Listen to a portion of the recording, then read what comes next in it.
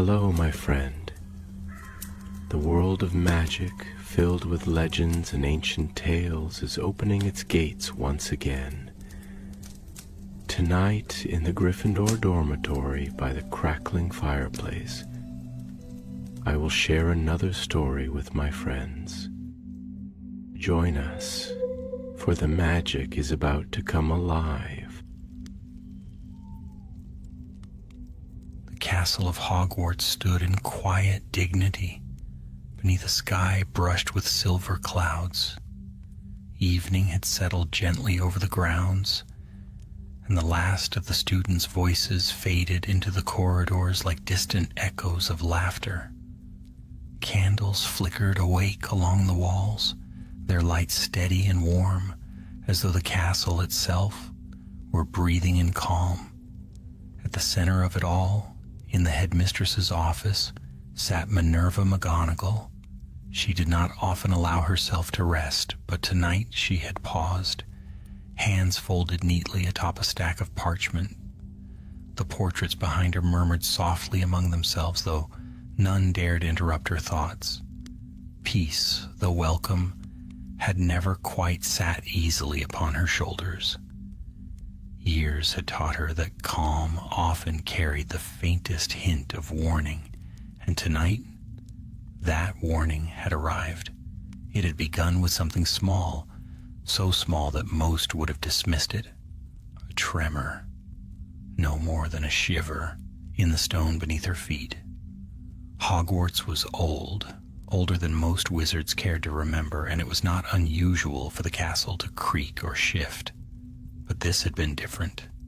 It had been deliberate. McGonagall rose at once, her chair sliding back without a sound.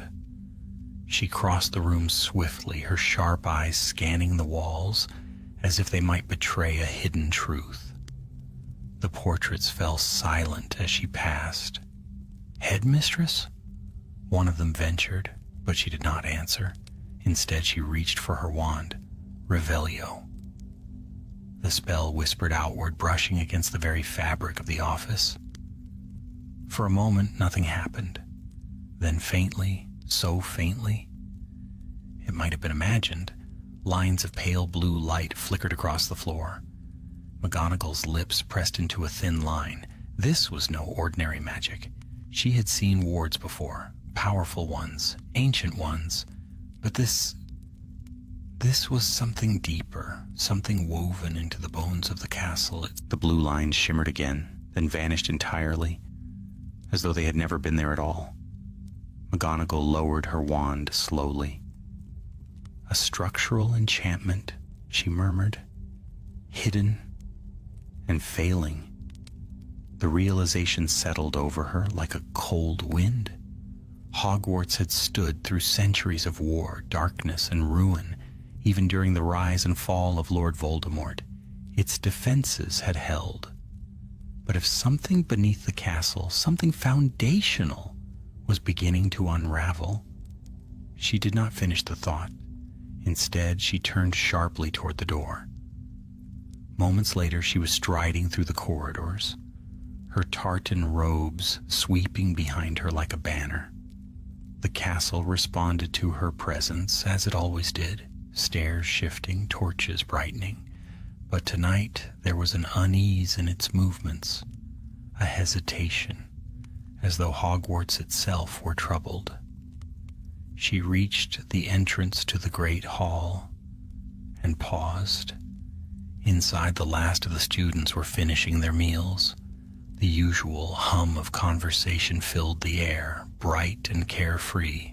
For a brief moment, McGonagall watched them. They knew nothing of what stirred beneath their feet, and she intended to keep it that way. Her gaze moved across the staff table, settling briefly on familiar faces, professors who had stood with her through darker times. She gave no sign of alarm, only a small, composed nod before turning away once more. There would be time to inform them later. For now, she needed answers. Her path led downward, past the well-lit corridors, past the familiar classrooms, into the quieter, older parts of the castle. Here the walls grew rougher, the air cooler, shadows clung more closely as though reluctant to yield to the torchlight. McGonagall stopped before a narrow passageway, half hidden behind a suit of armor. The armor shifted politely aside at her approach, revealing the entrance. She hesitated only a moment. The passage sloped downward, twisting slightly, its stone worn smooth by centuries of use, though not recent use. Few had reason to come this way now, but McGonagall remembered. She had been shown this path long ago during her earliest days as a professor. A precaution, she had been told, a place few needed to know of. At the time she had not questioned it. Now she wished she had. The passage opened at last into a circular chamber. It was vast, far larger than it had any right to be beneath a castle, and its ceiling arched high overhead, supported by thick stone columns. At the center of the room stood a structure unlike anything else in Hogwarts. A ring of tall, narrow pillars, 6 in total, arranged in a perfect circle. Each one was etched with runes so old they seemed to shift when looked at directly. Faint traces of blue light pulsed within them, like a heartbeat growing weaker with each passing moment. McGonagall stepped closer, her expression tightening. "The shields," she said quietly. The name came back to her now, drawn from memory, a lesson half forgotten, a warning never fully explained. The shields of Atlas. Ancient magic, older even than the castle itself, designed to anchor and stabilize Hogwarts, to protect it not from attack, but from collapse. And they were failing. As if in answer to her thoughts, one of the pillars flickered violently. The blue light within it dimmed, then flared again, weaker than before. McGonagall raised her wand at once, her voice sharp and commanding. "Finite incantatem." The spell struck the pillar, but had no effect. She lowered her wand slowly. "This is no simple enchantment," she said, more to herself than to anyone else. Something had interfered with the shields, something deliberate, something precise. And that meant only one thing. The conflict had revealed itself, clear and undeniable. If the shields of Atlas failed, Hogwarts itself would be left vulnerable, its magic unstable, its defenses weakened, perhaps even its very structure at risk. And someone somewhere had set this in motion. McGonagall straightened, her resolve hardening. "Very well," she said softly. Her eyes moved across the flickering pillars, sharp and unwavering. "Let us see who dares tamper with Hogwarts." Far above, the castle stood quiet in the night. But deep below, something had begun. And it would not wait. Minerva McGonagall remained for several moments within the hidden chamber, standing before the dimly throbbing pillars while the blue light ebbed and gathered inside them, like the failing pulse of some great and weary heart. And though her face betrayed nothing beyond its usual composure, her thoughts moved with the sharp precision that had guided her through war, grief, and the long burden of rebuilding a wounded school.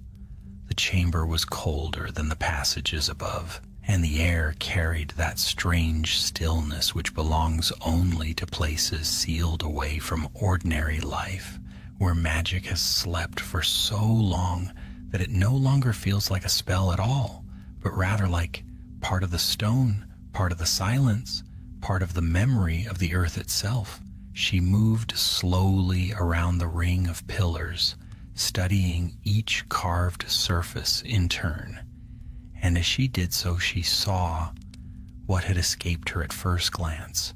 For along the base of the third pillar there ran a hairline fracture no wider than a thread of silver, and from that crack there issued not the pale blue light of the shields, but the faintest glimmer of red.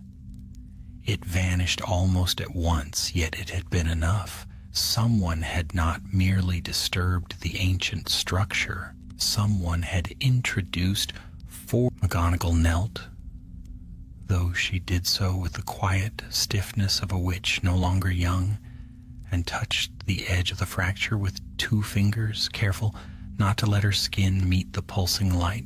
The stone was warm, unnaturally warm, and beneath that warmth she felt a tremor, subtle and relentless, as though the pillar were straining to resist an unseen pressure deep below the floor. "Not brute force," she murmured, her voice low in the hollow chamber. "Something more careful than that." She rose, drew her wand again, and traced a measured circle in the air. "Specialis revelio." The spell poured itself over the pillars in a wash of white gold light, and for an instant the chamber changed. Ancient runes blazed awake across the stone. Old channels of magic shone beneath the floor like hidden rivers, and between the 6 pillars there appeared a web of lines so intricate that it seemed no human hand could ever have devised it.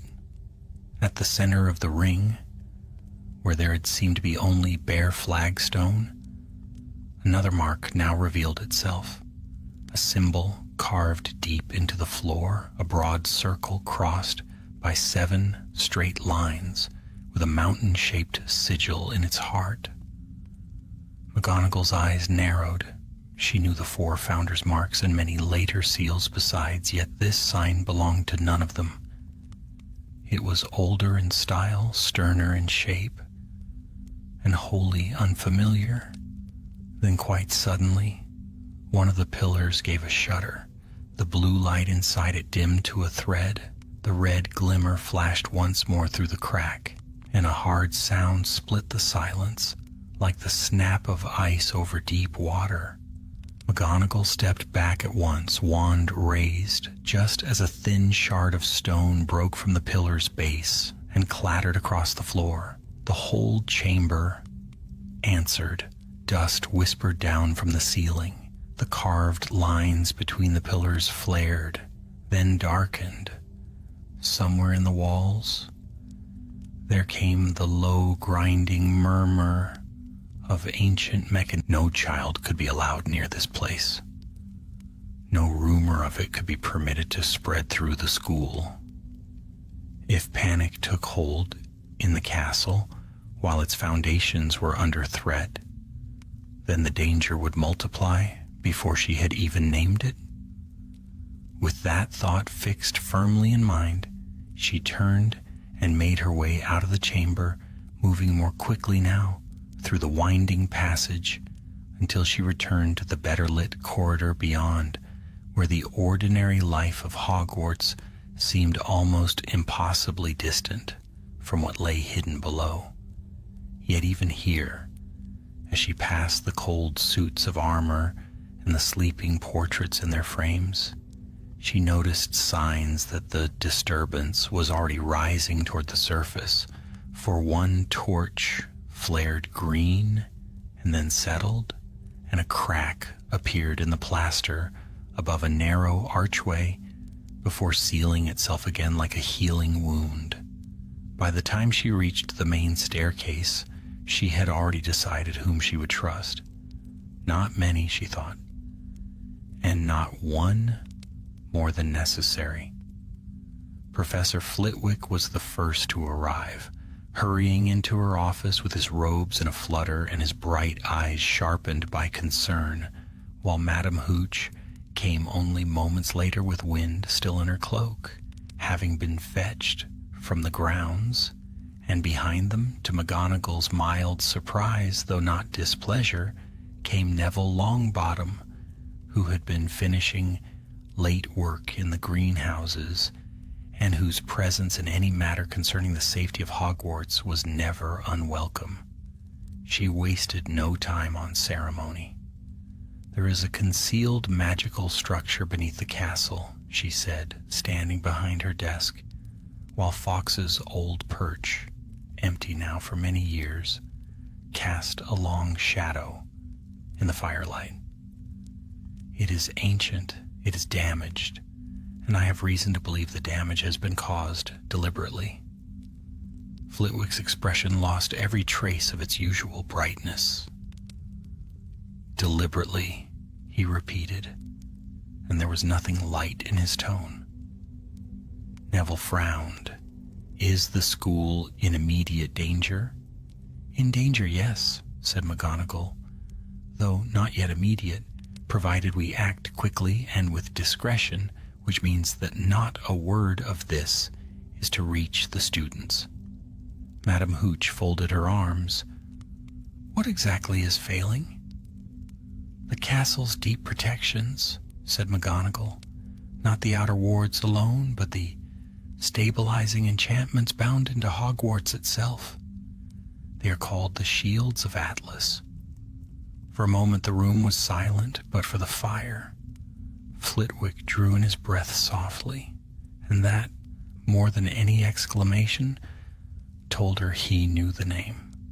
"You've heard of them?" she said. "In fragments only," said Flitwick, climbing onto the chair before her desk, but not sitting, as though the urgency of the matter would not permit stillness. "A branch of structural magic so old it was nearly dismissed as legend, designed not simply to defend a place, but to hold together every ward, corridor, and concealed chamber tied to it. I never believed Hogwarts truly possessed such a system." "It does," said McGonagall, "and one of the pillars has already begun to crack." Neville looked from one to the other, plainly resisting the urge to ask 10 questions at once. "Then what do we do first?" McGonagall had already reached that answer.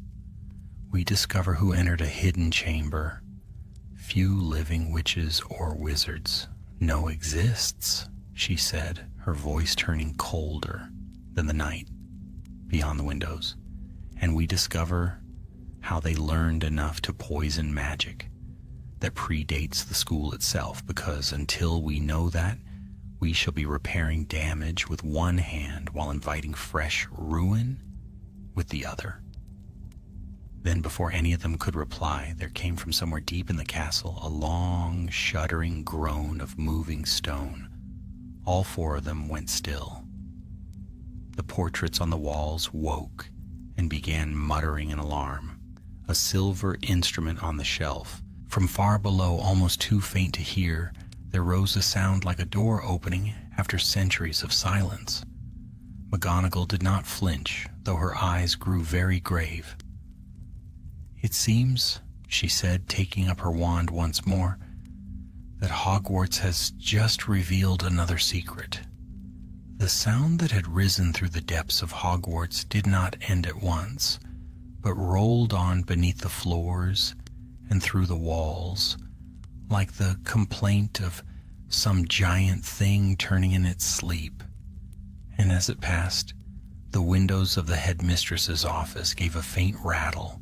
The portraits clutched their painted frames in indignation, and the fire in the grate bent sideways as though a draft had found its way through cracks no living builder had ever seen.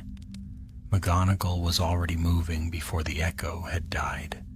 She crossed the room in 3 swift steps, opened a narrow cabinet beside the bookshelves, and withdrew a little lacquered box bound with tarnished brass, which she set upon the desk and opened with the touch of her wand. Inside lay several objects wrapped in dark velvet, each one preserved with the quiet care usually reserved for dangerous things. And from among them she selected a small silver disc, engraved with concentric circles and tiny runes around its rim, a device so old that even its polish seemed ancient. Flitwick's brows lifted at once. "You kept one." "I keep everything that may one day prove useful," said McGonagall, and there was no vanity in the words. only fact. This is a resonant locator key to deep ward structures, though I have never before had cause to use it. Madame Hooch gave the office door a sharp glance, then tonight seems an excellent time to begin. McGonagall touched the center of the disc with her wand and spoke a short incantation in a language Neville did not know, whereupon the silver rings began to turn within one another with a dry, delicate sound, while from their edges there spilled a pale thread of light that hung in the air like smoke and then drifted toward the wall behind the headmistress's desk. The wall, which to every ordinary eye held nothing more than shelves of books and a faded tapestry of a Highland valley in winter, shivered where the light touched it. Then the tapestry drew itself aside as though moved by an invisible hand, revealing not stone but an outline, long and narrow, of a sealed door concealed within the masonry. Neville stared. How many hidden doors does this castle have? Hogwarts, said McGonagall, has always preferred to answer only the questions it approves of, and usually at the least convenient moment. With a sharp movement of her wand, she released the seals upon the concealed entrance, and the stone folded inward without noise, opening upon a descending stair so steep and cramped that it looked less like a passage and more like a wound cut through the heart of the castle. Cold air breathed out of it at once, carrying with it a smell of dust, wet rock, and something older still, like locked libraries and forgotten chapels. They went down single file, McGonagall first, then Flitwick, Neville, and Madame Hooch behind, their wand light moving across walls so rough that they could not have been shaped by the same hands that built the upper halls. Here there were no portraits, no armor, no carved flourishes of founders or house emblems, but only stone and silence, and the occasional mark left by ancient tools, as though this stair belonged to a time before Hogwarts. The steps ended at a corridor that ran straight ahead and vanished into darkness, and along its floor there lay a scattering of grit and broken chips of masonry that were far too fresh to have rested there for centuries. McGonagall bent at once and touched one fragment with the tip of her wand. It glimmered faintly. "Recent," she said. "Someone has come this way within a day, perhaps two." Neville knelt beside another fragment and turned it over in his broad fingers, his face intent. "This isn't from the wall," he said after a moment. "It's from a carved object, something worked and finished." Flitwick stepped closer, his eyes narrowing. "Show me." Neville handed him the chip, and Flitwick gave a low sound through his teeth. "Basalt fused with binding resin," he said. "Very old, but not British in style." McGonagall looked sharply at him. "You are certain?" "As certain as one may be without a full examination," said Flitwick, still holding the fragment to the light. "This resembles magical stonework once used in defensive architecture around parts of the Mediterranean, particularly in late Roman and pre-medieval enclaves where wizarding communities fortified underground sanctuaries. It was uncommon, difficult to shape, and nearly impossible to move without charm-assisted transport." Neville glanced down the corridor, where the dark now seemed fuller than before. "Then if a piece of that is here, whatever opened below us may not belong to Hogwarts at all." "That," said McGonagall, "is exactly what troubles me." They advanced with greater caution, and before long the corridor widened into a chamber, unlike the circular room of the Pillars, for this one had been built Not to four square columns stood at its corners, each carved with the same mountain-shaped sigil McGonagall had seen upon the hidden diagram below, and between those columns stretched a web of iron chains fixed into the stone, though many now hung slack or broken, their snapped ends twisted as though torn apart under immense strain. At the center of the chamber stood a doorway of black stone. No door filled it now, yet the threshold remained unmistakable, framed by massive upright slabs covered in lines of severe angular script, and beyond it there was only darkness too deep for their wand light to fully enter, a darkness that seemed not empty but occupied, as though it held within it a space larger than the chamber itself. Flitwick moved nearer to the nearest slab, careful not to cross the threshold, and raised his wand to study the carvings. "This is not a founder's hand," he said quietly. "The grammar is wrong for that period, and the spell marks are layered in a foreign sequence." "Can you read it?" asked Madame Hooch. "Not fluently," said Flitwick, "but enough to dislike it." McGonagall stepped to his side. "What does it say?" He took a breath and traced one line with the air above the stone. "Here, bound below the school, beneath the bearing wards, and here, let the burden remain divided." Then farther down, though part is worn away, I think it reads, 6 keep the weight, 1 seals the road. Neville's gaze moved at once.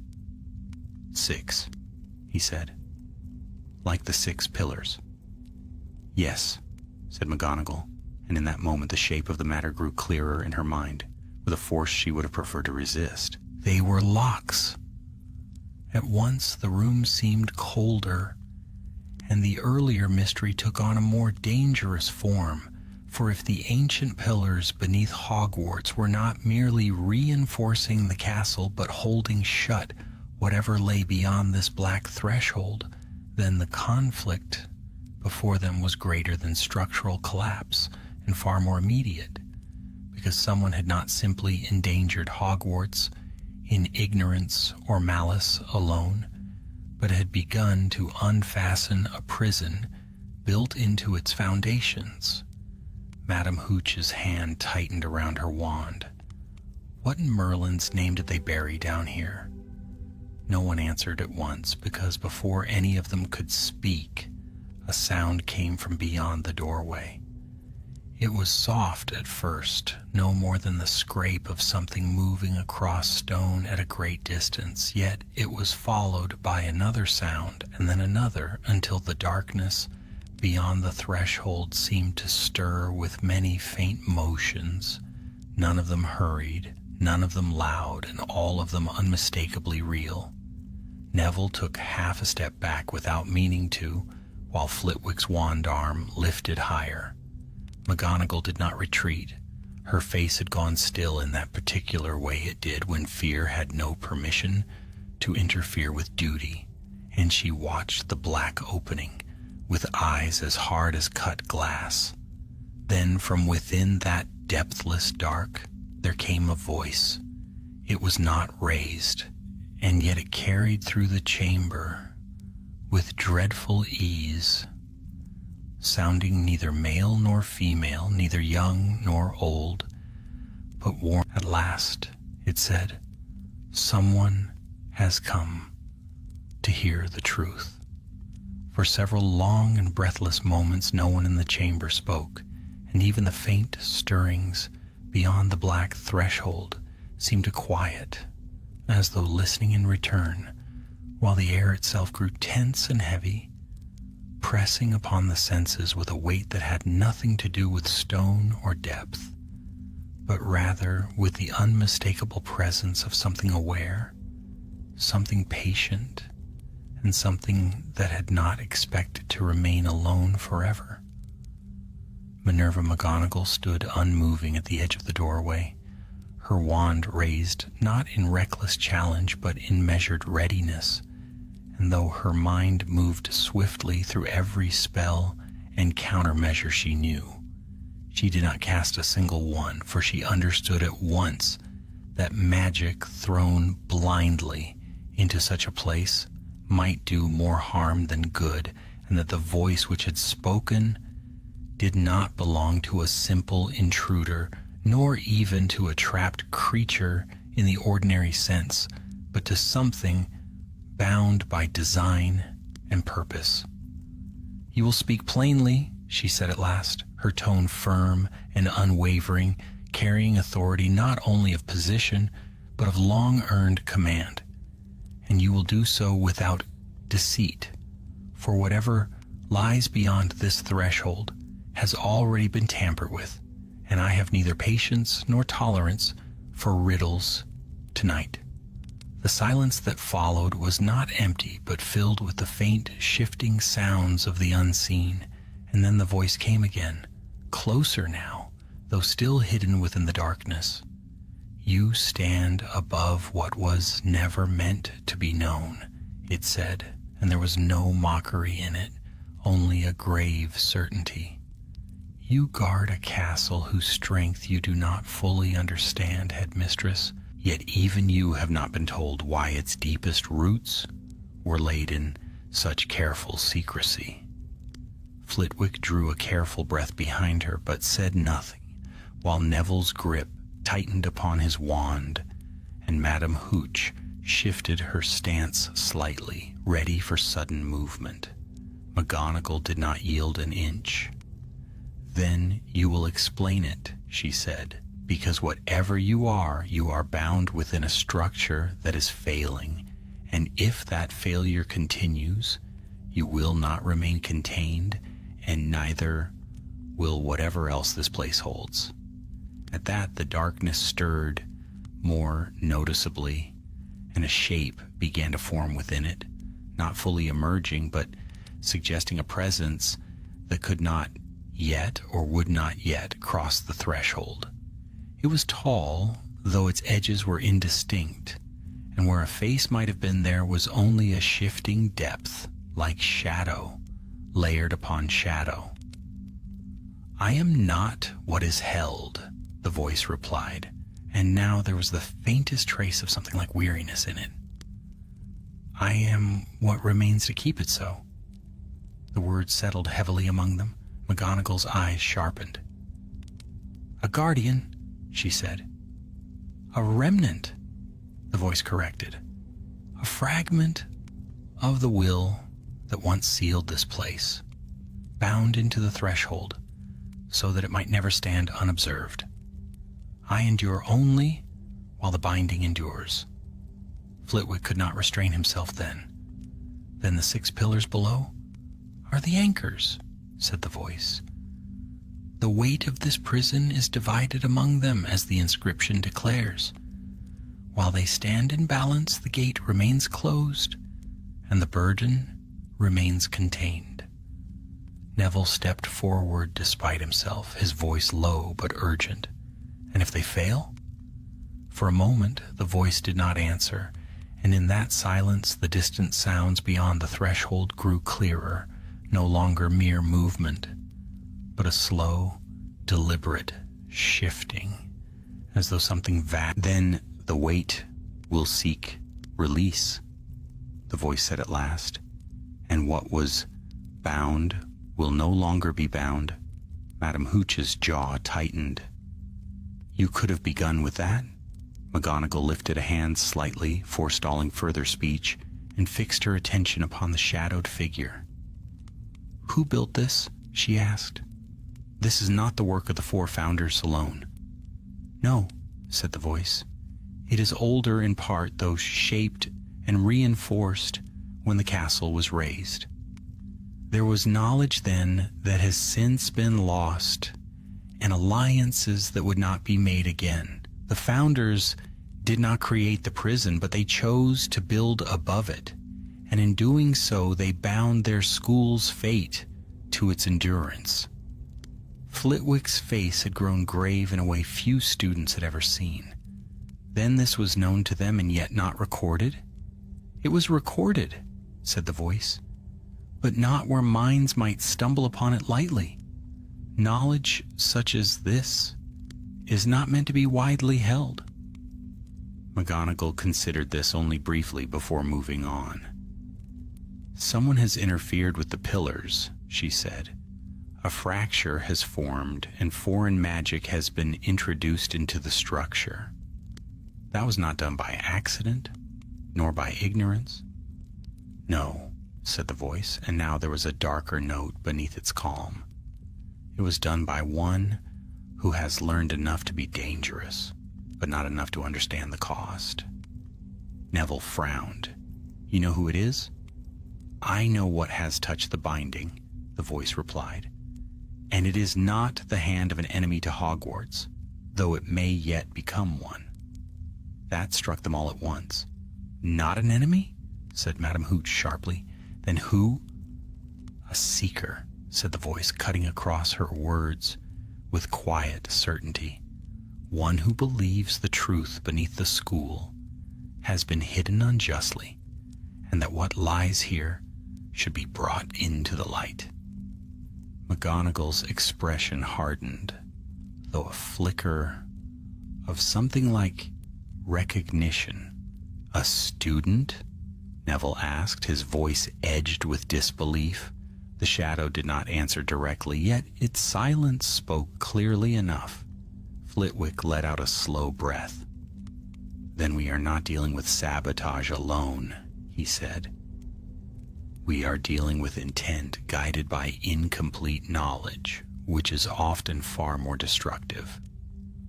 McGonagall lowered her wand slightly, though she did not relax. If the damage continues, she said, how long before the binding fails entirely? The answer came without hesitation. Less time than you would wish, said the voice. One pillar is already compromised and the balance is shifting. When a second begins to fail, the strain upon the others will increase and the collapse will accelerate. When 3 are broken, the gate will not hold. A silence followed that needed no words. The conflict before them stood fully revealed now, stark and immediate. They must find the one responsible, prevent further damage to the pillars, and restore the balance of the shields of Atlas before the ancient prison beneath Hogwarts was undone. McGonagall inclined her head once, as though acknowledging not only the truth of the situation but the weight of what must now be done. Then we shall act, she said, her voice steady as iron. We will identify the one who has tampered with the shields, we will stop them, and we will repair what has been broken. She paused, her gaze fixed upon the shadowed guardian. And you, she added, will tell me everything you can that will help us do so, because if this place fails, you will not endure to regret your silence. For the first time, something like approval passed through the voice, faint but unmistakable. Then listen carefully, for what I tell you now has not been spoken in many centuries, and it may be the only chance your castle has left. The shadow within the threshold seemed to draw itself taller, not because its shape truly changed, but because the chamber had begun to feel smaller around it, as though the very stone resented the truths now being spoken aloud after so many centuries of concealment. And when it spoke again, its voice bore the weight of memory rather than menace, carrying through the dark like the turning of pages in a forgotten chronicle.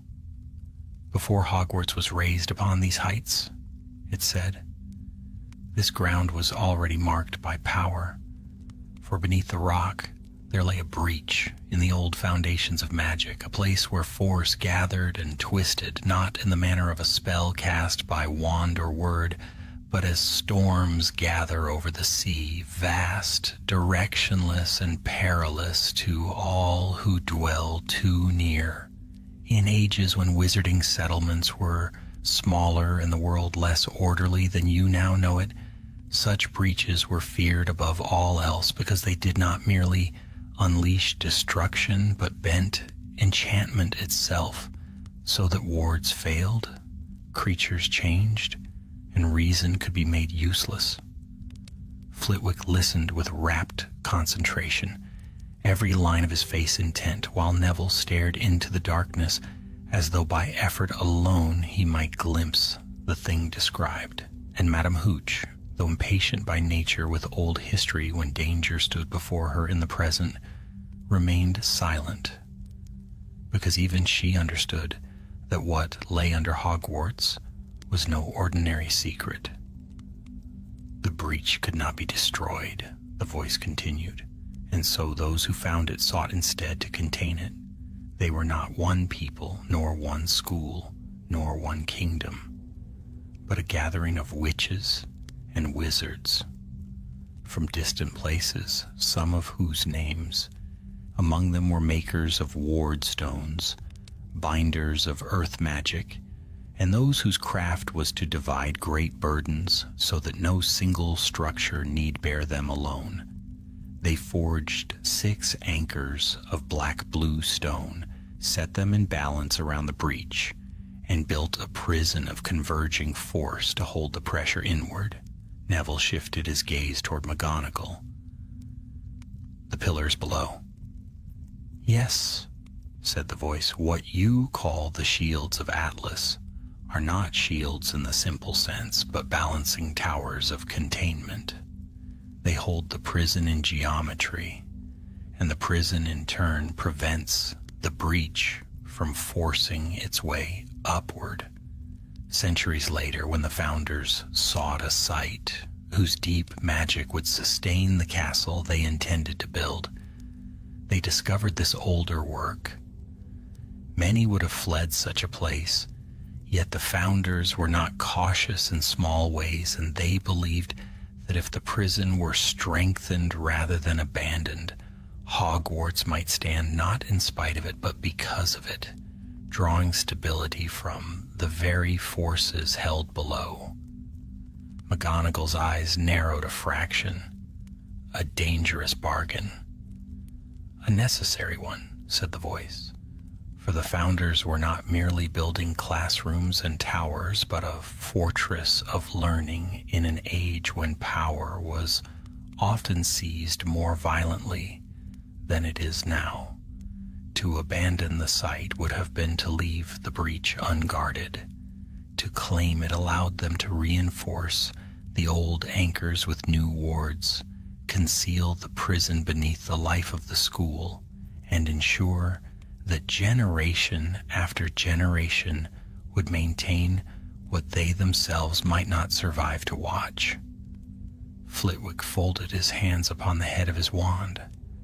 Then why was the truth allowed to vanish? "Because truth in many hands becomes temptation," said the voice, and though it did not look at any one of them, McGonagall felt the force of the some desired to master the breach rather than contain it, believing it might be harnessed as a source of immense magical power. Others feared that any knowledge of it would spread panic or draw enemies to the castle.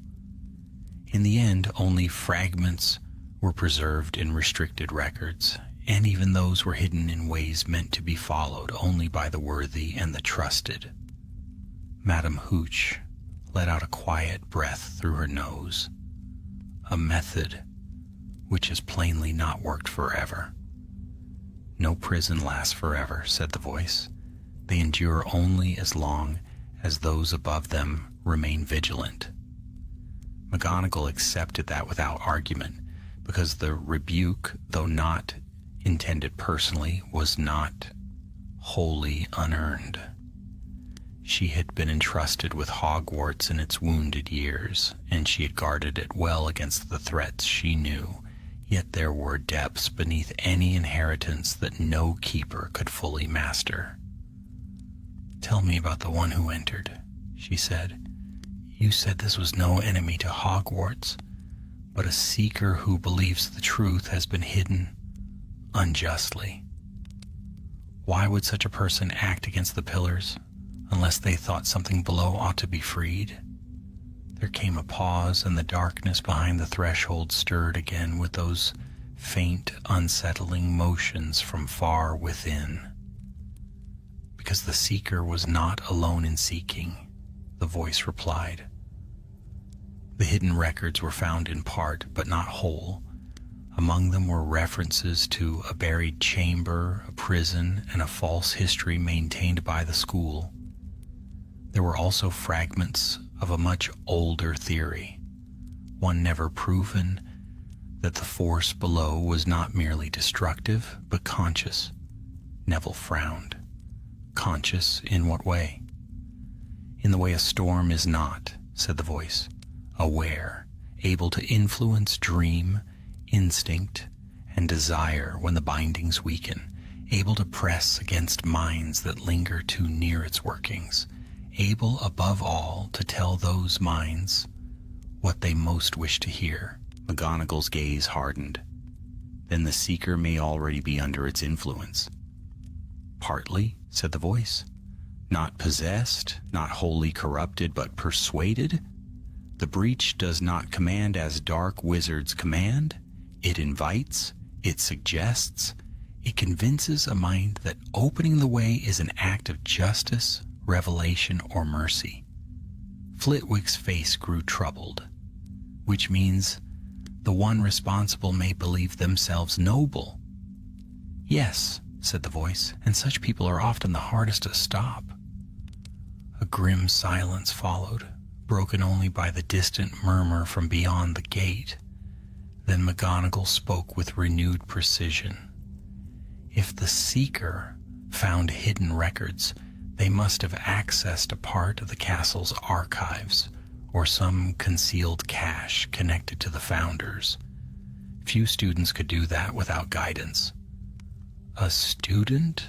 Said Neville quietly. Or a former student? That possibility hung before them all. Someone with enough knowledge to move through Hogwarts unnoticed, enough skill to interpret ancient clues, and enough attachment to the school to believe they were saving it from a lie. McGonagall turned from the threshold at last and began to pace the chamber in slow, measured steps, her thoughts aligning as they always did under pressure. The records of the founders are sealed in several places, she said. The headmistress's private archive, certain restricted sections of the library, and older repositories known only to a few. If one of those has been breached, we may yet discover when and by whom. Neville looked toward the black doorway. And if the person comes back before we find them? They will, said the voice from within the threshold. The influence grows as the pillars weaken, and what began as curiosity has now become urgency. The seeker believes the time for concealment is ending. McGonagall stopped pacing. Then we shall use that, she said. And there was a cold, decisive brightness in her eyes that all who knew her, if this person feels driven to return, then the chamber below may serve not only as the site of the danger, but as the place where we catch them. Flitwick looked up sharply. You mean to set a watch? I mean to do more than that, said McGonagall. We shall secure the known passages, examine every archive that could have exposed the secret, trace the foreign magic used upon the pillar, and prepare the chamber so that when our seeker returns, they do not find the castle unready. Then she turned once more toward the shadowed guardian. One matter remains, she said. If the breach can speak into weakening minds, then how do we protect our own? The answer came at once, as though it had been waiting for the question. There was once a seventh seal, said the voice, not set in stone, but carried by the keeper of the prison's knowledge, a token meant to quiet the breach's whisper, and shield the thoughts of those who served near it. If it still exists, it lies where the founders hid what they most feared to lose. McGonagall's expression did not change, yet something in her gaze sharpened like a blade. "A token," she said, "and I suppose you are about to tell me it has a name." There was the faintest stir of old gravity in the answer. "It was called," said the voice, "the Crown of Quiet." The name of the lost token remained in the air after the voice had fallen silent, and though none of them spoke at once, each understood that the matter had passed beyond the limits of simple repair. For the damage to the pillars could perhaps be mended with skill and time, but the unseen influence that reached upward from the breach demanded something sterner than craftsmanship. And if the minds of those who drew near could be bent by suggestion disguised as truth, then every step henceforth would have to be taken with vigilance. Against an enemy, McGonagall gave the shadow, within the threshold, one long, measuring look, as though committing every word to memory and weighing all that had still been left unsaid. And then she inclined her head with the restrained finality that always signaled the end of discussion in her classroom, and usually in most other places as well. "Very well," she said. "We shall proceed on the assumption that the Crown of Quiet exists, that it was hidden by the founders among their most carefully protected records, and that without it we risk approaching this place with our judgment already under attack." The shadow did not answer immediately, but the faint, slow motions beyond the threshold seemed to lessen, as though something in the depths had drawn back for the moment. "That assumption is wise," it said at last. "Wisdom has been in short supply here of late." Madame Hooch looked none too pleased at being lectured by a voice from a prison older than the school, but McGonagall ignored the remark and turned toward the passage. "We return to the office," she said.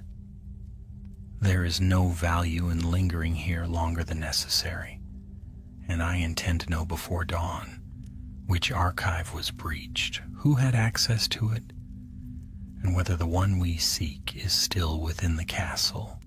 They withdrew without haste but with purpose, their wand light passing once more over the broken chains, the foreign stone fragments, and the black threshold with its grim, angular inscriptions.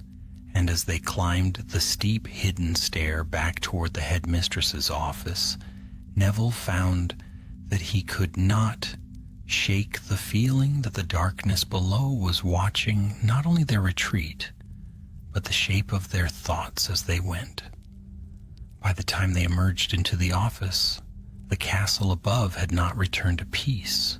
A low murmur ran through the distant corridors, not of panic but of restless wakefulness, while now and again the stone beneath their feet gave a slight uneasy shift, as if Hogwarts itself were trying to settle into an order that no longer fitted properly. The portraits, having sensed that matters had worsened, pretended to sleep while listening shamelessly. McGonagall did not sit. Instead, she moved at once to a tall iron cabinet set near the windows, unlocked it with a sequence of sharply spoken spells, and drew from it a roll of parchment bound in faded green ribbon. When she spread it upon her desk, Neville saw not writing alone, but an elaborate map of Hogwarts laid in fine silver lines, showing not merely towers and corridors, but older layers beneath them, some clear and some half erased, like memories imperfectly preserved. "This," said McGonagall, flattening one corner with her hand, "is an internal survey, compiled in stages by successive headmasters and headmistresses, though I doubt any of them understood all of what they were copying. It marks the known restricted repositories. Flitwick leaned forward at once, his eyes bright despite the lateness of the hour. "There," he said, pointing with the tip of his wand to a cramped cluster of notation behind the library wing. A sealed chamber adjacent to the restricted section, cataloged only as foundational materials. I was never granted access. No one was unless absolutely necessary, said McGonagall. There is another beneath the old Transfiguration staircase, though that one holds ceremonial records and lineage oaths, and a third. She stopped. Neville had seen that expression before, most often when she had discovered a student error so exact and so serious that words had to be chosen with care. "What is it?" he asked. McGonagall's gaze rested upon a mark in the parchment near the western wall of the castle, behind an area long disused. "There's a fourth repository," she said slowly, "one established after the Founder's time, but connected to the preservation of pre-Hogwarts materials recovered during later renovations. Very few knew of it because it proved unstable and was sealed again. I had nearly forgotten it." Madame Hooch folded her arms. "Would forgotten places not be the very first ones curious fools would look for?" "Yes," said McGonagall, and there was no softness in the answer, "which is why. That is where we are going now." The route took them out of the office and into a western stretch of corridor, far removed from the occupied dormitories, where the stones were older, the lamps dimmer, and the drafts keener than elsewhere in the school. Here the castle seemed less like a place of lessons and supper bells and more like a stronghold that remembered older uses. They passed disused classrooms, a cracked statue of an unknown wizard, and an empty gallery where blank wall spaces suggested portraits had once hung and been removed long ago. At the end of the passage stood a narrow storeroom door, barred by dust and neglect. McGonagall opened it with a spell. Inside were shelves of broken desks, warped screens, dented cauldrons, and a great confusion of abandoned objects piled without grace or order, but McGonagall crossed straight to the far wall, where behind a leaning wardrobe there showed the edge of a stone seam. With a sweep of her wand, she sent the wardrobe gliding aside, revealing a circular bronze plate set into the masonry and marked with 7 recessed points. Flitwick stared. "A sequence lock." "One of the old kind," said McGonagall, "responsive to magical discipline rather than blood." She pressed the tip of her wand to each of the 7 points in turn, speaking not names but categories: memory, oath, foundation, burden, silence, custody, return. With each word, one of the points lit beneath her wand until at last the bronze plate gave a low The wall split from top to bottom and opened onto a chamber no larger than a classroom, lined with stone niches containing sealed boxes, chained scroll cases, and stacks of flat caskets carved with preservation runes. Yet the first thing any of them noticed was that one niche stood open. Its chain lay on the floor, cut cleanly through. McGonagall crossed the threshold in 3 swift steps and bent to examine it. "Recent," she said, and then more coldly, "very recent." Neville looked into the niche. There was dust at the back where some small box or bundle had once rested, and across that dust someone had left the mark of hurried fingers. Flitwick moved toward a nearby casket whose lid stood slightly askew. "This one too," he said, "opened and replaced badly." Madame Hooch kept watch at the door while the others searched, and before many minutes had passed the pattern became grimly clear. Not random theft, but targeted research. Certain containers had been opened, others ignored. Materials concerning the castle's rebuilding after the battle were untouched. Ceremonial rolls were untouched. Records on older substructures, hidden chambers, and pre-foundational warding had been disturbed repeatedly. Then Neville found the thing that fixed the matter beyond doubt. It lay half-slipped beneath a low shelf, as if dropped in haste, and when he picked it up, he saw that it was a scrap of parchment torn from a notebook, bearing a rough hand-drawn copy of the mountain-shaped sigil they had seen below. Beside it was a line of hurried writing. "The 6 are not the prison. They are the keys." Neville felt a chill move through him. McGonagall took the scrap, read it once, and her expression became very still. "That," she said, "is precisely the kind of half-truth that ruins everything." Flitwick pointed toward the back of the chamber. "There is more." In the deepest niche stood a long cedar. Its lock had not been opened by key or spell in the proper fashion, but forced by careful and repeated pressure, enough to crack one of the corner seals without shattering the rest. McGonagall crouched and lifted the lid. Inside, on faded velvet, lay an old ledger, a broken seal stone, in an empty circular setting, where something once kept separately shaped to fit it had clearly rested. The crown of quiet was gone. For a long moment none of them spoke, and the silence within the hidden repository settled with a weight that seemed heavier than the stone walls themselves. For the absence within the cedar case was more alarming than any object they might have found intact, and the empty setting where the crown of quiet had once rested appeared almost accusatory, as though the chamber bore witness to a failure not of strength, but of vigilance. Minerva McGonagall did not allow that silence to linger beyond what was useful, for she had long understood that hesitation in the face of unfolding danger often invited it to grow beyond control, and so she closed the lid of the cedar case with deliberate care and rose to her full height, her expression sharpened into the calm severity that had steadied generations of students and more than one battlefield. "Then we are no longer dealing with a possibility," she said, her voice level but edged with iron. "The crown has been taken, the records have been disturbed, and the damage to the pillars has already begun. Whoever has done this is not merely searching for answers, but acting upon them."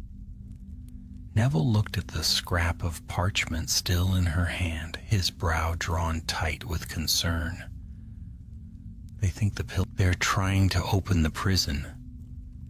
"Yes," said McGonagall, "and they are doing so under the impression that they are correcting a hidden wrong, which makes them all the more dangerous, because they will not expect resistance and they will not easily accept it." Flitwick moved closer to the cedar case, examining the broken seal with delicate precision, his wand tip glowing faintly as he traced the edges of the damage. "This was not done in haste," he said after a moment. "The seal has been weakened over repeated attempts, each one carefully measured so as not to trigger the defensive wards that would have alerted us. Whoever did this possesses both patience and a refined understanding of magical containment." Madame Hooch, who had thus far remained near the entrance, stepped fully into the chamber now, her eyes scanning the disturbed niches with a soldier's alertness. "Which means they had time," she said. "Time enough to come here more than once without being noticed." McGonagall inclined her head slightly. "And that leads us to our next question," she said. "How?" Neville frowned. You mean how they avoided detection? Precisely, said McGonagall. These repositories are not marked on any student-accessible map, and the corridors leading here are rarely used, yet not wholly abandoned. For someone to reach this place repeatedly, they must either possess knowledge beyond what any ordinary student would have, or they must have found a way to move through the castle unseen. Flitwick straightened, his expression thoughtful. There are enchantments that allow temporary concealment, he said, though few students could sustain them for long without error. Alternatively, there are artifacts, cloaks, charms, or objects of concealment that might grant such access. At that, Neville's eyes widened slightly. An invisibility cloak? It is possible, said McGonagall, though her tone suggested she was already considering other, but cloaks alone do not account for the precision of what has been done here. This required not only access, but understanding, and that points us towards someone who has studied these matters in depth. She turned then, her gaze moving from one of them to the next, as though measuring not only their reactions, but the implications of what must follow. We must consider the likelihood, she said, that this is not the work of a current student acting entirely alone. Neville hesitated, then spoke carefully. Someone older then. A former student, perhaps. Someone who knows the castle well enough to navigate it, and who might have returned without drawing attention. Madame Hooch gave a sharp nod. That would explain the confidence. Flitwick, however, lifted a small finger. Not necessarily, he said. There are students of exceptional ability in every generation, and we must not dismiss the possibility that one of our own has simply learned more than we expected, or found guidance where none should have been available. McGonagall considered this, and though she did not dismiss it outright, there was a certain gravity in her reply. If that is so, she said, then we must act all the more swiftly, because such a student would now be under the influence of the breach, and their actions may accelerate beyond reason. The weight of that truth settled upon them all, for if the unseen force below could shape thoughts and desires, then the one responsible might no longer be entirely guided by their own judgment, and every moment that passed would deepen that influence. McGonagall folded the scrap of parchment and slipped it into her sleeve. We divide our efforts, she said, her voice taking on the crisp authority of command. Professor Flitwick, you will examine the fracture in the pillar again and determine whether the foreign magic can be identified. Madame Hooch, you will oversee a discreet watch of the western corridors and any access points to the lower passages, ensuring that no one approaches without our knowledge. And you? Asked Neville. McGonagall's gaze settled upon him. I shall return to the Central Archive, she said, and review every restricted record that might have led our seeker to this conclusion. There must be a trail, however faint, and I intend to find it. Neville hesitated only a moment before speaking again. Then what am I to do? For a brief instant, something softened in McGonagall's expression, though it did not lessen the seriousness of her reply. You, she said, will come with me. Neville blinked in mild surprise. I will? Yes, said McGonagall, and now there was a deliberate intent behind her choice, because you possess not only knowledge of the castle, but a quality I believe we may require before this is done. Neville did not ask what that quality was, though he suspected it had something to do with steadiness rather than brilliance.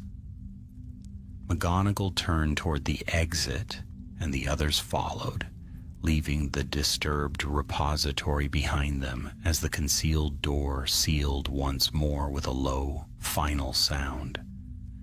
As they returned to the upper corridors, the castle seemed more restless than before, and once again there came that deep, distant tremor, though this time it was accompanied by something new, a faint resonance like a low note held just beyond hearing, as though the very foundations of Hogwarts had begun to answer a call rising from far below.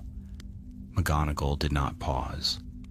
"Time is no longer on our side," she said, and though none of them said it aloud, each knew that somewhere within the castle, the one who had taken the Crown of Quiet, the corridors through which Minerva McGonagall and Neville Longbottom now passed, seemed altered not in form, but in spirit.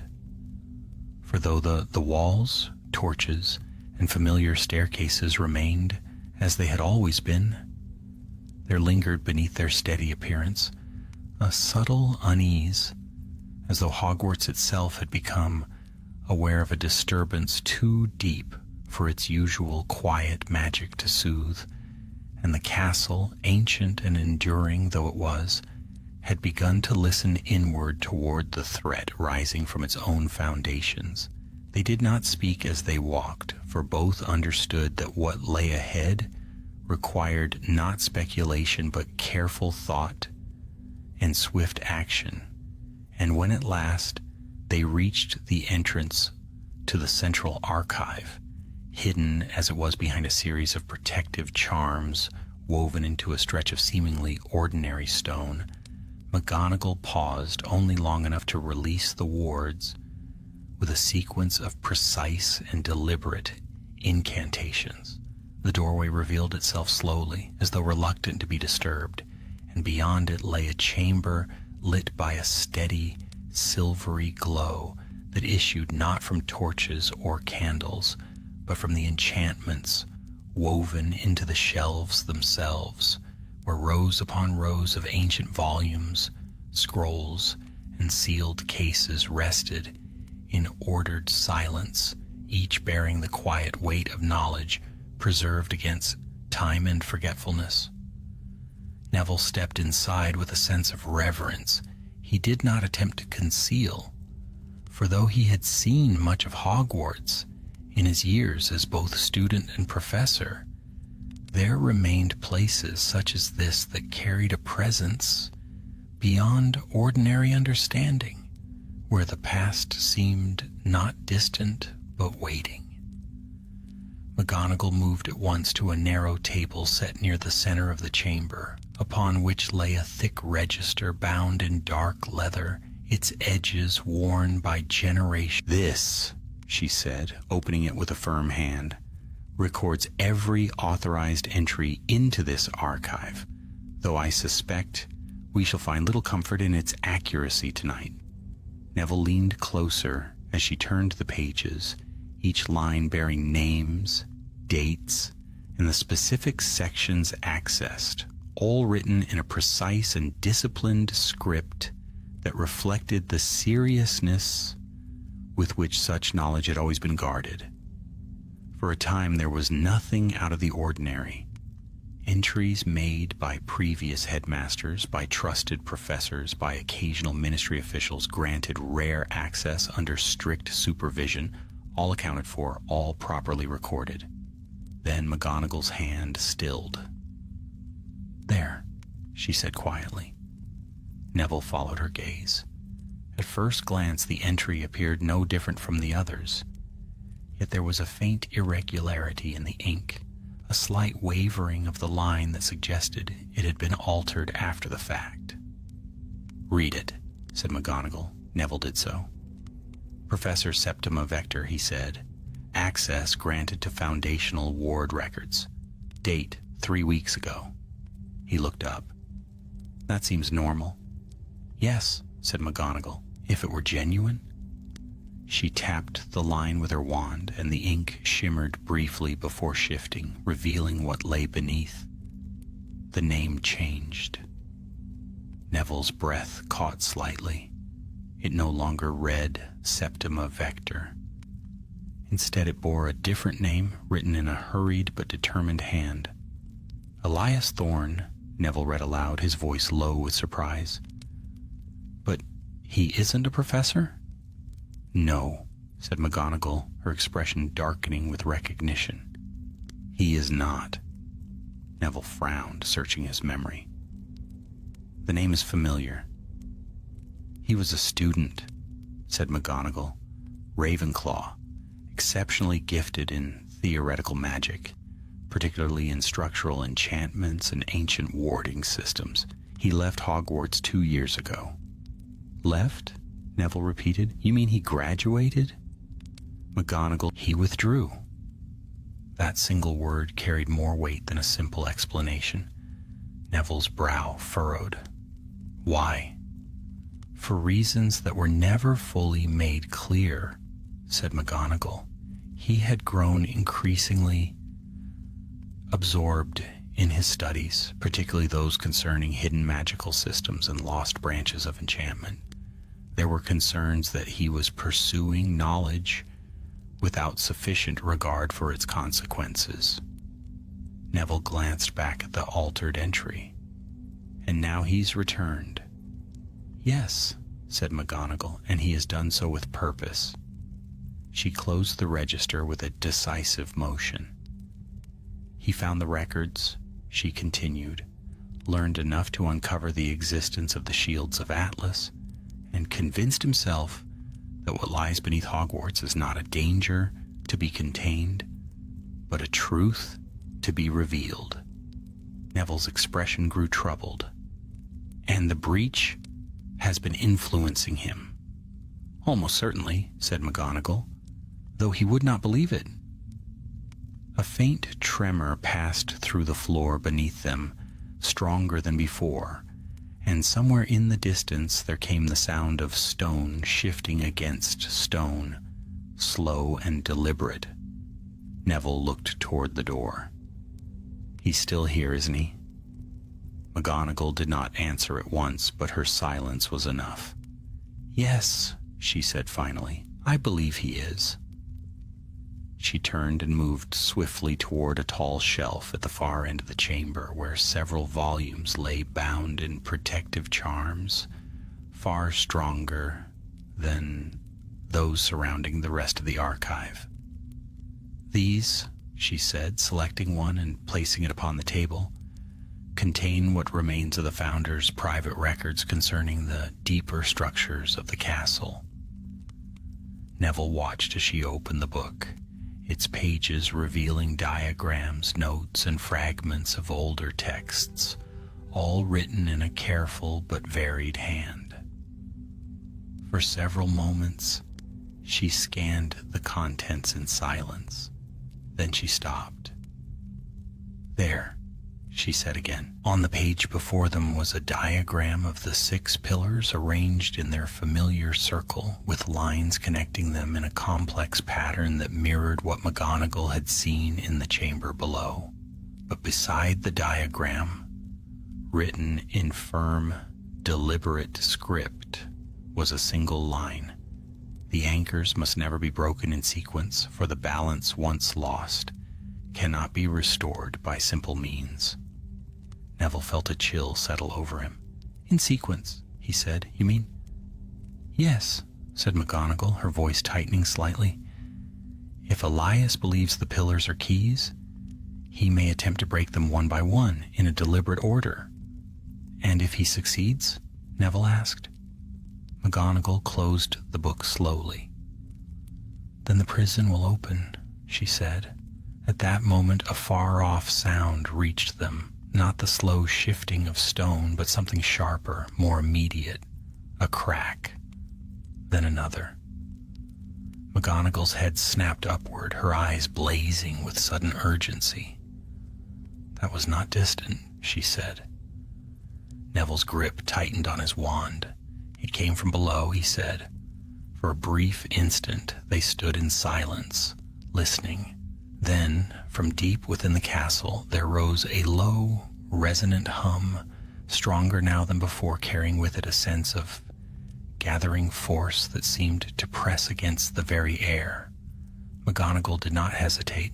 "He has begun," she said, and with that she turned and strode from the archive, Neville close behind, as the castle itself seemed to tremble in anticipation of what was to come. By the time Minerva McGonagall and Neville Longbottom reached the western staircase, the disturbance within the castle had grown too strong to be mistaken for anything ordinary, for the portraits were now awake and whispering among themselves with open alarm. Several suits of armor had shifted from their stands as though listening toward the lower halls, and the torches along the walls burned with an unsteady blue-white flame that cast long, wavering shadow. Beneath all of this there pulsed that same deep hum, no longer faint and distant, but gathering in strength with each passing second, as though some immense mechanism hidden in the bones of Hogwarts had begun to turn after centuries of stillness. McGonagall descended at once, her pace swift yet controlled, and Neville followed close behind, feeling with every step that they were hurrying not merely toward danger, but toward a decision already unfolding without them. At the foot of the stair, they found Professor Flitwick emerging from a side corridor, his robes dusted with stone powder and his face more grave than Neville had ever seen it, while Madame Hooch stood a little farther off with her wand drawn and one hand braced against the wall as the floor beneath them gave another low tremor. "The second pillar has begun to fail," Flitwick said before either of them could speak, and his usual musical tone had been pared down to urgent fact. "The fracture in the first has spread, and something has struck the fourth in a precise, repeated pattern, not enough to shatter it outright, but enough to pull the balancing lines out of true. Whoever is doing this understands that sequence matters." McGonagall's expression hardened. "Then Elias has learned more than he should have." "Not enough," said Flitwick sharply, "or he would know that this is not an unveiling, but a collapse." Madame Hooch pushed herself away from the wall and turned toward them. "I found traces near the lower passage," she said, "fresh footprints in the grit, one set only, and a residue of concealment magic fraying around the edges, as though someone had used it in haste and no longer cared whether it held properly. He is down there now." "Then we go down together," she said, "and we do not allow him another strike at those pillars." They entered the concealed passage once more, this time with no sense of investigation remaining about the journey, for the castle had shed its secrecy and taken on the strained immediacy of a fortress under internal assault. The air grew colder as they descended, and that low hum deepened into a resonance that could be felt in the ribs and teeth, while now and again there came from below the unmistakable crack of stressed stone. When at last they reached the circular chamber of the shields of Atlas, the sight before them made plain how far the danger had advanced.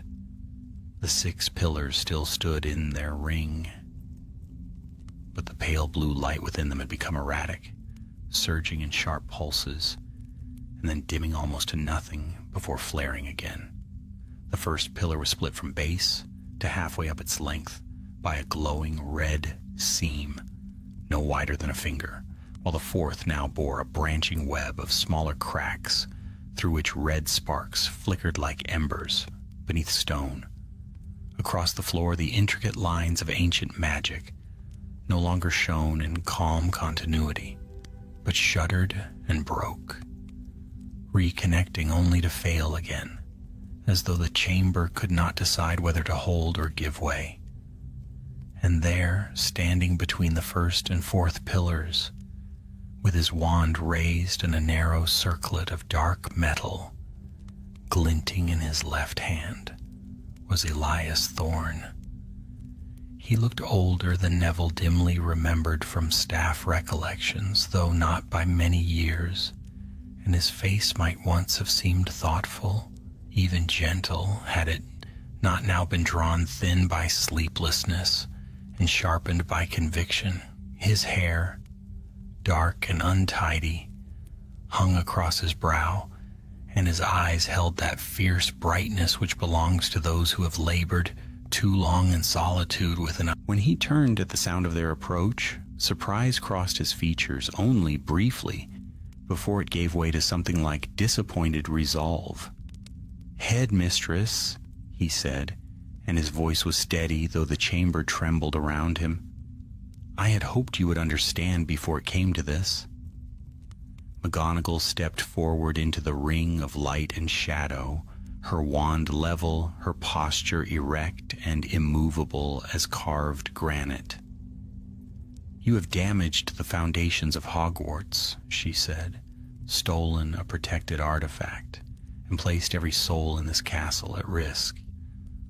Whatever understanding you imagine, Mr. Thorne, you have gone beyond it." Elias's grip tightened around the circlet in his hand. "No," he said, and for the first time something fervent entered his voice.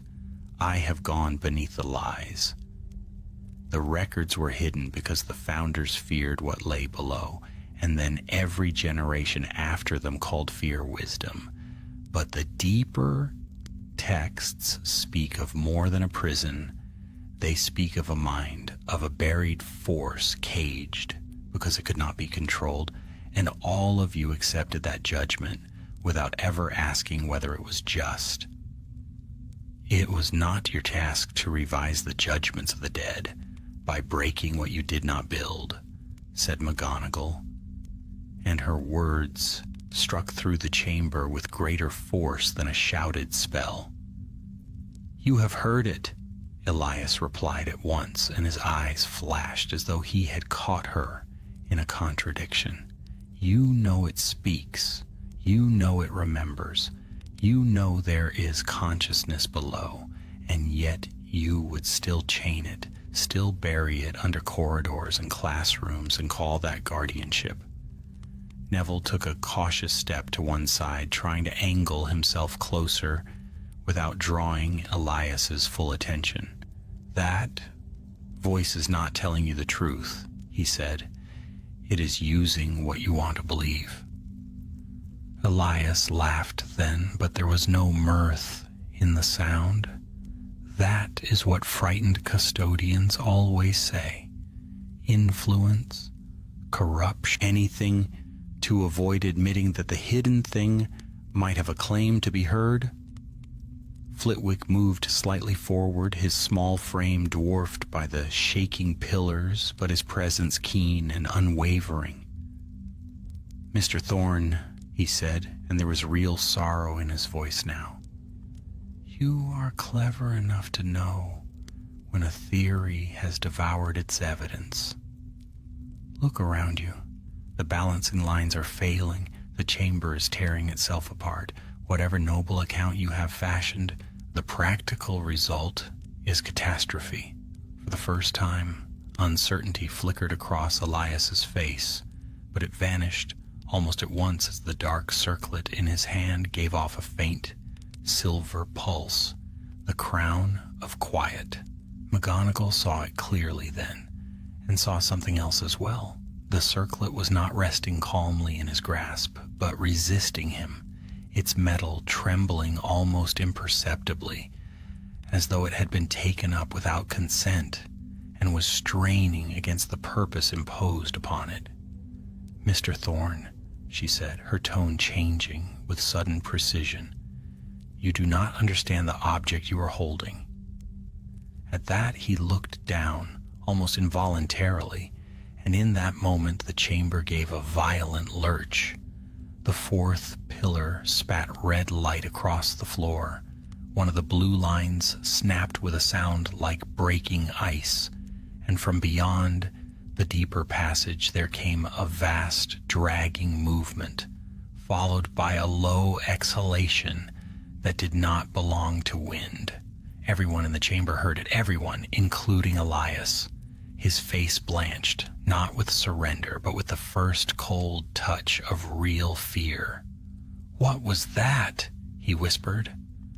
McGonagall, "That," she said, "is the consequence you refuse to imagine."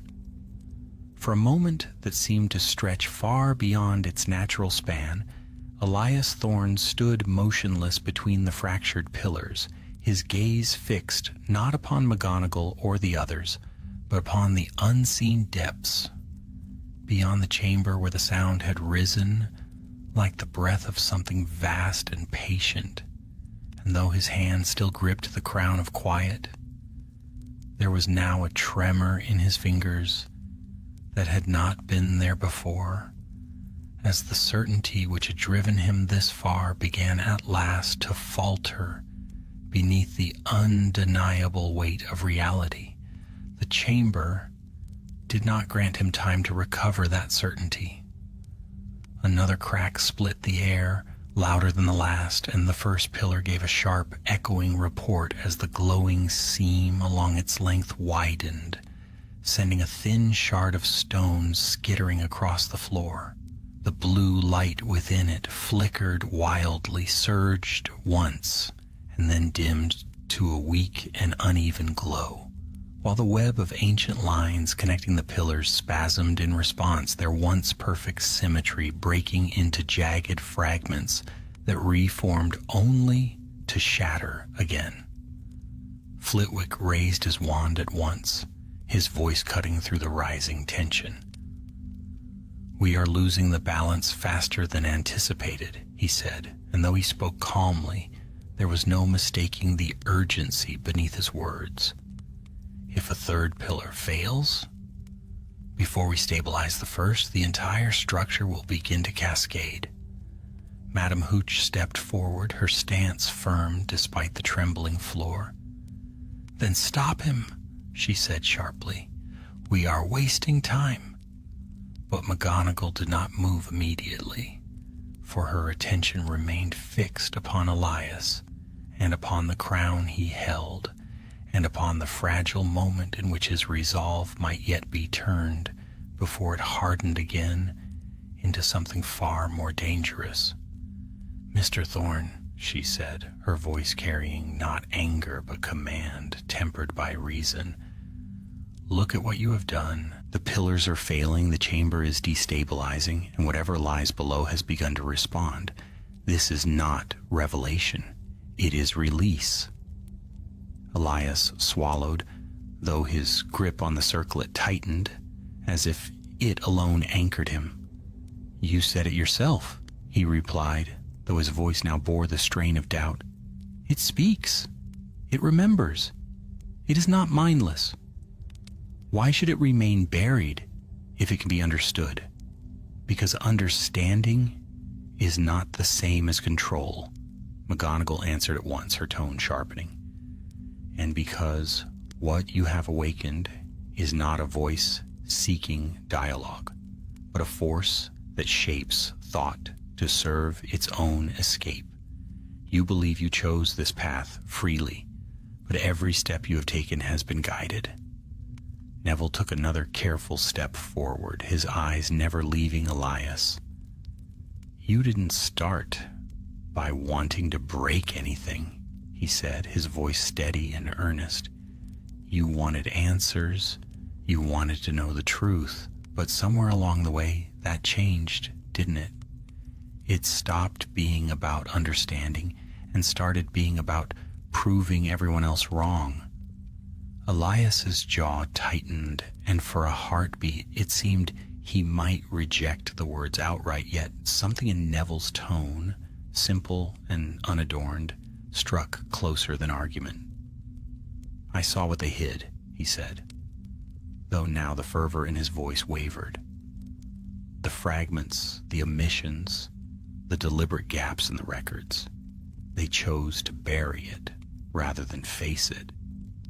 "Yes," said McGonagall, and there was no denial in her reply, because they understood something you have not yet allowed yourself to see.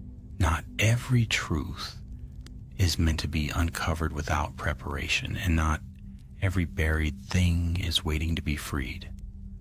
Some are bound because they must be. Another tremor shook the chamber, stronger than any before, and this time it was accompanied by a deep, resonant vibration that seemed to rise from the very center of the earth, passing through the pillars and into the bone. The fourth pillar flared red along its cracks, and a second line snapped across the floor with a sharp, splintering sound. Elias flinched. "What is happening?"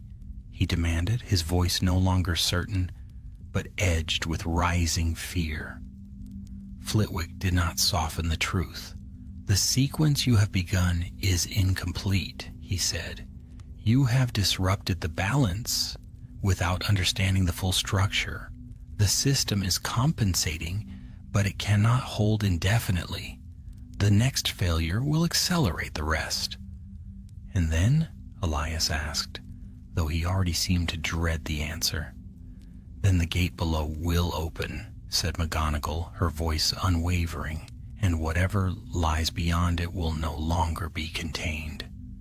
Silence fell again, broken only by the strained hum of failing magic. Elias looked down at the crown of quiet in his hand, and for the first time he seemed to truly see it, not as a prize or a tool, but as something older and heavier than his own intentions. The metal gleamed faintly, its surface etched with fine lines that seemed to shift when viewed too closely, and as he watched, it gave another soft pulse, though this time the light was not steady but uneven, as though the artifact itself were struggling against a misapplied will. "What does it do?" he asked, almost to himself. McGonagall seized upon the question at once. "It shields the mind," she said. "It was designed to protect those who stand near the breach from its influence, to quiet the whisper that twists thought into certainty. But it must be worn, and it must be accepted. It cannot serve a purpose it was never meant to fulfill." Elias hesitated. "You think I'm being controlled?" he said, though now the words lacked conviction. "I think," said McGonagall, stepping closer, her gaze unwavering, "that you are no longer entirely certain which of your thoughts are your own." That struck deeper than any accusation. Another tremor shook the chamber, and from beyond the deeper passage there came a second sound, louder than before, like stone grinding against stone under immense pressure, followed by a low, drawn-out resonance that seemed almost like a voice, though no words could be distinguished within it. Neville took a step closer still, his voice firm. "You can stop this," he said. "You don't have to finish what you started. You can help fix it." Elias looked up at him, and for a moment the fierce certainty that had driven him flickered, wavered, and began to break. Then, slowly, he lowered his wand. "I didn't mean for this," he said, and the admission came not as a defense, but as a realization. "No," said McGonagall quietly, "but meaning is no longer the question.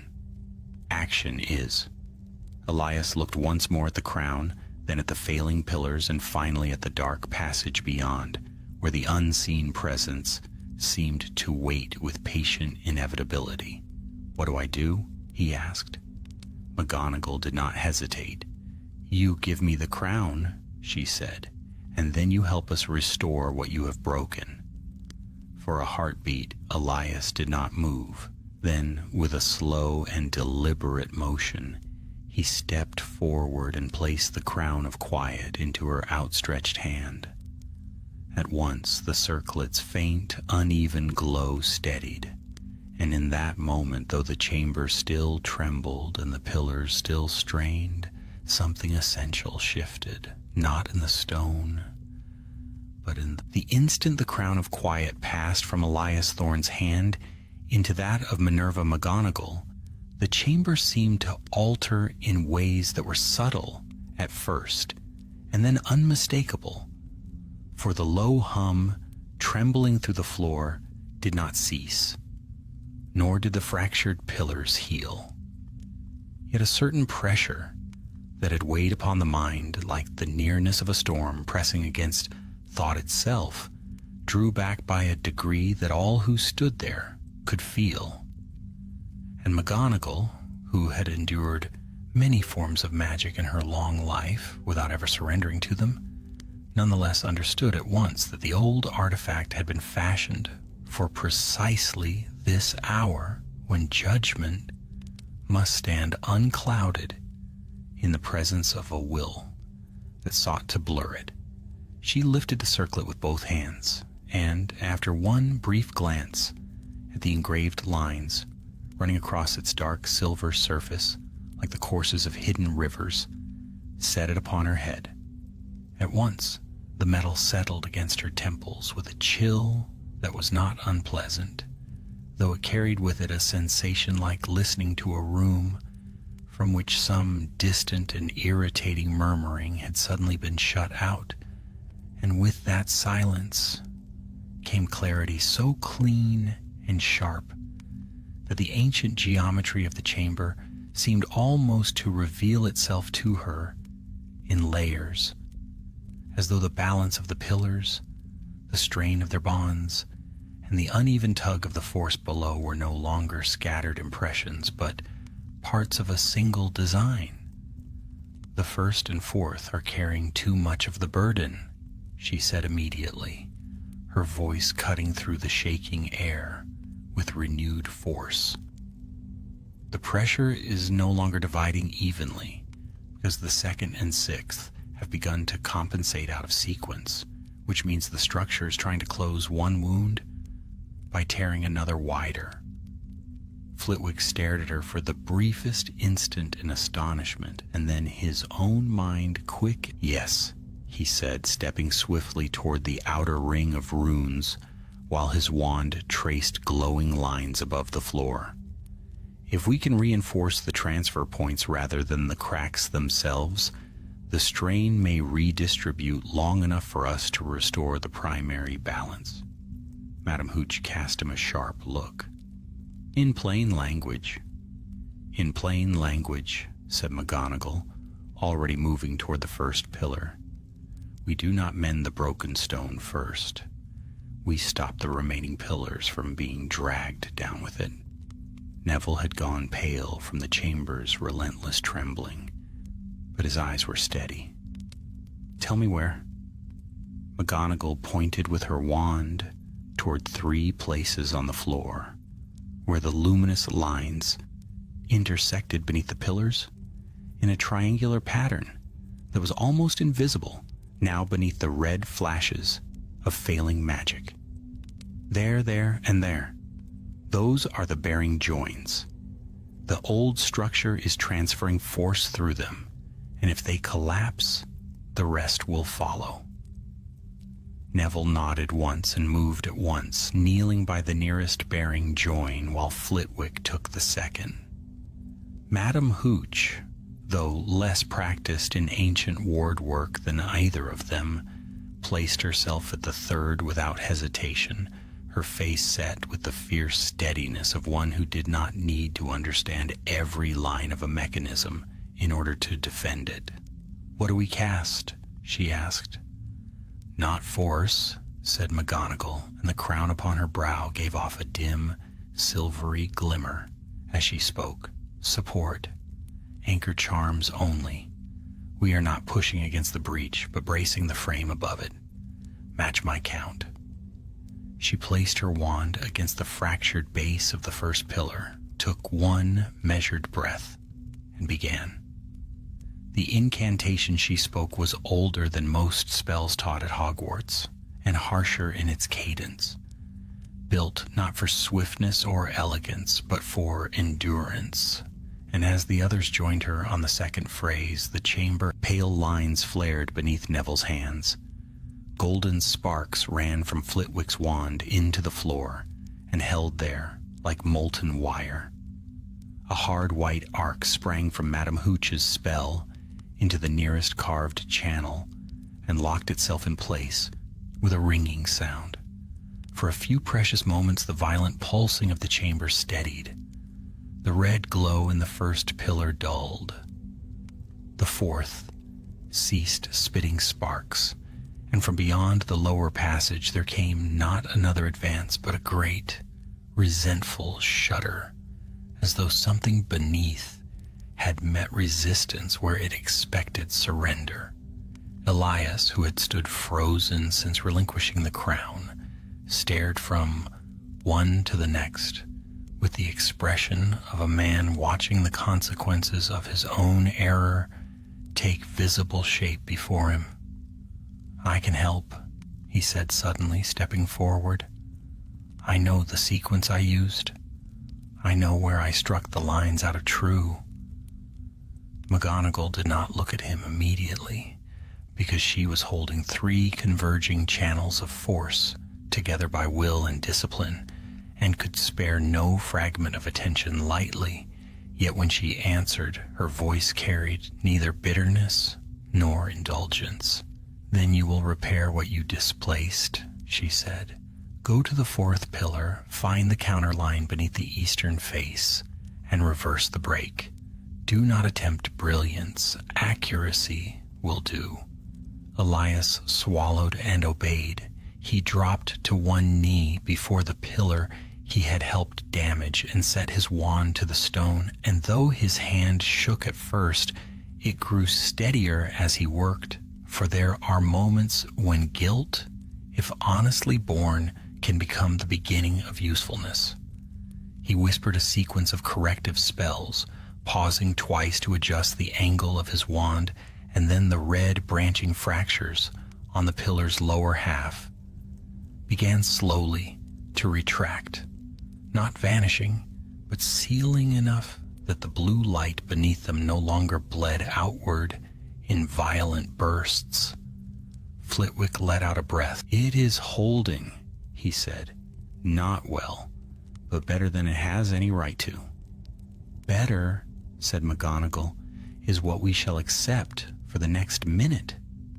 Yet the danger was far from ended, because even as the bearing joins brightened and the damaged pillar steadied, the black passage beyond the chamber gave forth another deep vibration, and this time the voice of the threshold guardian rolled faintly toward them from the deeper corridor, strained as though spoken through great weight. "The gate remains under pressure," it warned. "You mend the frame, but the burden below continues to rise." McGonagall's eyes flashed toward the sound. "Then speak clearly," she said. "What remains to be done?" "The balance must be closed," came the reply. "The 6 anchors were made to divide the burden, but when one mind breaks the sequence, another must willingly bind it shut. The keeper's token opens the way to the final seal."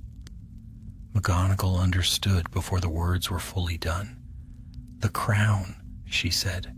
"Yes," said the distant voice. "It was never made only to shield thought.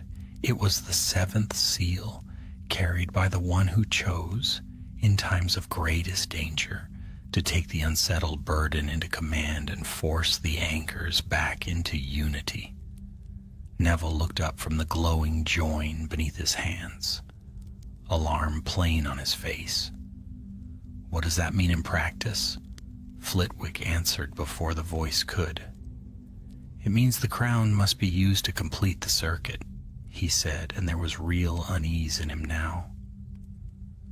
"A living will must stand where the sequence was broken and draw the unstable load back into pattern." Madame Hooch grimaced. "That sounds dangerously close to standing in the middle of a collapse and inviting it to choose you." "That," said McGonagall with grim composure, "is because it is." At once Neville shook his head. "No, The word came from him with such force that even in that chamber of cracking, he rose halfway from his position, his face pale but set. "You cannot be the one to do it.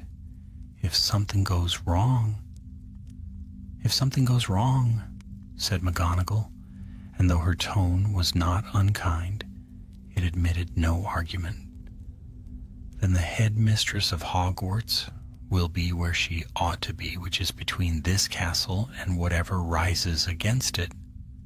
Elias looked stricken. "This is my fault. I should do it." McGonagall turned her gaze upon him then, and there was something so steady and unsparing in it that he fell silent at once. "No," she said, "you began this under influence you did not fully resist, and that breach would seize upon the same weakness again.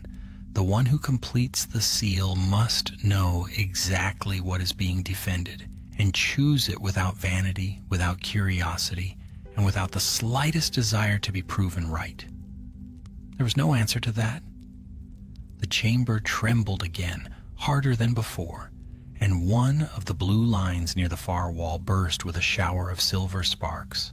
Dust fell from the ceiling. The black passage exhaled cold. McGonagall drew one slow breath, and in the silvery gleam of the crown her face became very calm. "Hold the joins," she said, "all of you. Whatever happens next, do not let the ring break." Then she stepped into the exact center of the 6 pillars, where the oldest mark of the hidden design lay carved beneath the floor, and lowered the tip of her wand toward the mountain-shaped sigil. At its heart, the moment Minerva McGonagall stepped into the center of the circle, the chamber seemed to draw in upon itself, as though every line of magic, every fractured channel, and every trembling pillar had turned its attention toward that single point where will and structure would now meet. And though the air grew heavier and the distant pressure beneath the floor deepened into something almost physical, she did not falter, for there are times when the burden of choice must be accepted. Not because she lowered her wand to the ancient sigil carved into the stone, and as its tip touched the center line, the crown of quiet upon her brow gave off a steady silver light that spread outward in fine, branching threads, reaching across the broken pattern of the chamber like frost, forming upon glass, delicate yet unyielding, seeking every gap, every fracture, every imbalance that threatened to tear the structure apart. At once the effect was felt. The wild pulsing of the pillars slowed, not ceasing, but falling into a rhythm that could be followed rather than endured, and the fractured lines along the floor, which had snapped and reformed in chaotic sequence, began to respond to the new pattern imposed upon them, drawing inward toward the center where McGonagall stood, as though recognizing in her presence the missing point of balance they had long lacked. Yet the resistance from below did not yield quietly. From beyond the deeper passage, there came a sound greater than any before, a vast grinding motion followed by a rising force that pressed upward against the chamber with undeniable strength, and within that force there stirred once more the faint echo of a voice, not distinct in words, but heavy with intent, as though something buried for centuries now strained with renewed purpose against the bonds that held it. Neville felt it like a pressure against his thoughts, a suggestion that flickered at the edge of his mind, urging him to loosen his grip, to allow the strain to ease, to trust that what rose would not harm but reveal. And for a fleeting instant the idea seemed almost reasonable, almost welcome, until he tightened his hold upon the glowing line beneath his hands and forced the thought away with a quiet, stubborn refusal. No, he said under his breath, and the word, though soft, Flitwick, standing opposite him, had felt the same pressure, though his response was sharper, his wand flashing as he reinforced the bearing join with precise, controlled bursts of magic, while Madame Hooch, though less attuned to such influences, braced herself against the wall and held her position with sheer determination, refusing to yield even a fraction of ground to something she could not see but would not trust. At the center, McGonagall remained utterly still. The crown's light intensified, its silver threads weaving through the failing structure, binding together the broken sequence, forcing the erratic flow of power back into alignment. And as she did so, she felt the full weight of the burden pressing upward against her will, not as pain, but as resistance, as though the breach itself tested her resolve, searching for hesitation, for doubt, for any weakness through which it might assert its own design. There was none. "I will not yield this place," she said, her voice calm yet absolute, carrying through the chamber with a clarity that cut against the rising force below. "This castle stands because it is guarded, not because it is questioned, and it shall remain so."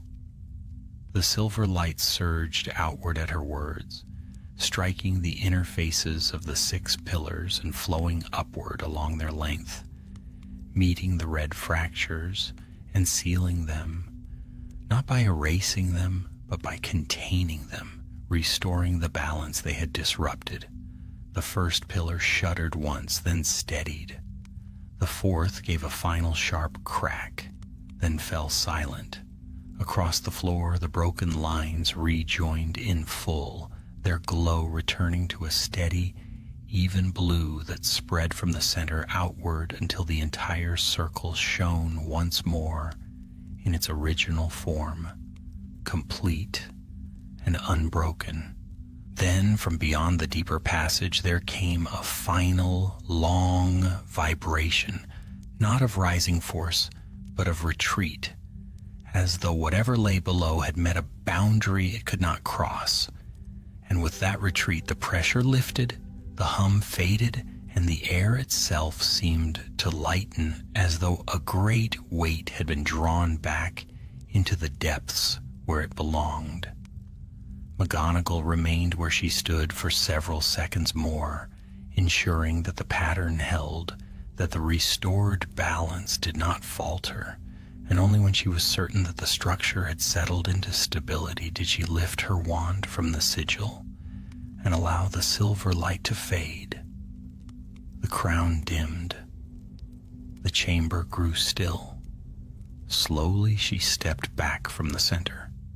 Neville released the line beneath his hands and rose, his legs unsteady but his expression resolute, while Flitwick lowered his wand with a long breath of relief, and Madame Hooch straightened, her grip easing at last. Elias Thorne remained kneeling beside the 4th pillar, his head bowed, his earlier certainty gone, replaced by the quiet weight of understanding. "It is contained," he said, though it was more statement than question. "Yes," said McGonagall, removing the crown and holding it carefully in her hands. "Contained, as it was meant to be." Elias looked up at her, his face pale but clear. "I was wrong." McGonagall regarded him for a moment, and though there was no indulgence in her gaze, neither was there cruelty. "You were incomplete," she said, "and you allowed that incompleteness to guide your actions. That is an error you will have time to reflect upon." He lowered his eyes again, accepting the judgment without protest. From the deeper passage, the voice of the guardian returned once more, faint but steady. "The balance is restored," it said. "The burden remains divided, and the gate holds." McGonagall inclined her head slightly. "Then your watch continues," "As does yours," the voice replied. For a time none of them moved, each allowing the stillness of the chamber to settle fully, to confirm that what had been mended would not at once begin to fail again. At last McGonagall turned toward the passage leading upward. "This matter is concluded," she said, though her tone carried the understanding that its memory would endure. "The castle stands, the danger is contained, and the knowledge of this place will remain where it belongs, guarded and not forgotten." Neville gave a quiet nod. Flitwick adjusted his robes, already returning to thought. Madam Hooch cast one last glance toward the pillars before turning away. Elias rose slowly, his path now no longer driven by certainty but by consequence. Together they left the chamber of the Shields of Atlas behind them, and as they ascended toward the quiet halls above, Hogwarts itself seemed to settle once more into its ancient rhythm, its foundations steady, its secrets intact, and its guardians as ever watchful.